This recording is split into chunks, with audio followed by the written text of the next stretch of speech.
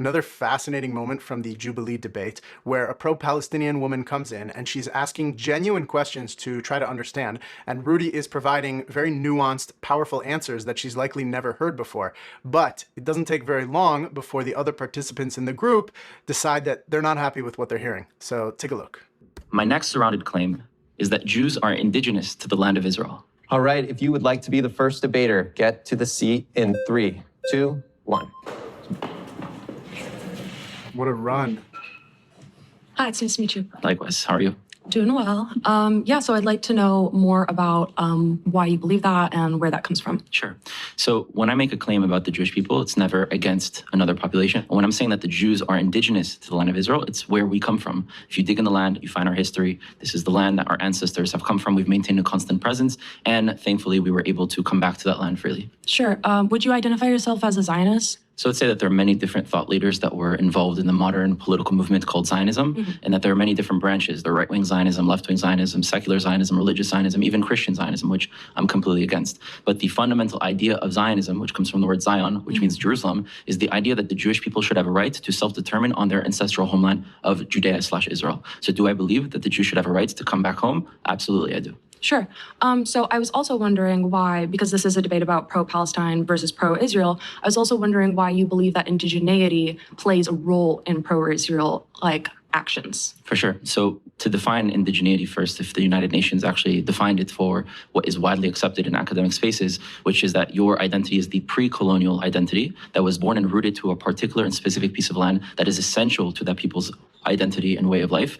They've maintained a constant presence in that land, and they collectively identify with this term. And the reason why it's so important to speak about this is because there are a lot of people who claim to be pro-Palestinian, who use Palestinian struggles in order to try to delegitimize my ancestral connection and my right to live there. So I'm for the right for other people to live there as well. But when people are trying to delegitimize who I am in the collective that belongs here as well, that's when I have a problem.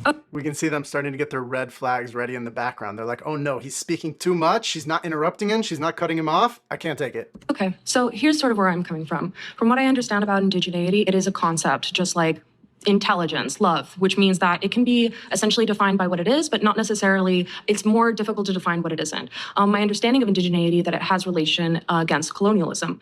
Also, similarly, my understanding of Zionism is that, especially through settler action, we know that it is a colonial project. So it's very difficult for me to understand how you can be both indigenous and the colonizer.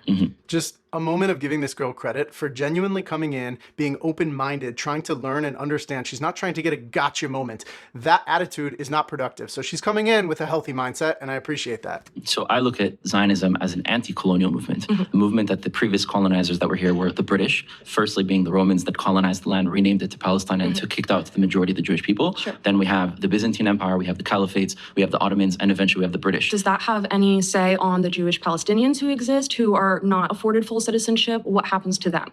Because Palestinians are a monolith, and we understand are not receiving full citizenship. And I well, don't know. if you're a Palestinian, then you don't have full So citizenship we're in not the talking state of about Israel. Jews. Right. So we're talking about now the consequence. Their movement is so confused. They keep bringing up this idea of Palestinian Jew, which historically existed before the state was reestablished. But since 1948, there's basically been nobody who identifies as that. But they all kind of believe it and keep bringing it up. I don't know where they're getting it from, but clearly when he corrects them, they just kind of change the topic. They don't push back on it. Have happened after the British were here. Sure. And the way that British colonized. Do you think that Let me just do you think that their citizenship is a direct action of the British? No, I think that the division of the land is a direct consequence of what the British did to our populations. Okay. Let me explain where that comes from. Okay, we have to pause there. You've been voted out by the majority. Sure. Please return to your Just getting good. It's so funny, like he was actually making progress. He was actually breaking through her narrative, her worldview. Everything that she had been taught about this conflict was slowly crumbling, and the audience around it just couldn't handle it, and they had to stop the show. But I'm here to continue the show, and this information will get out there, and it will bring about a better future. Peace.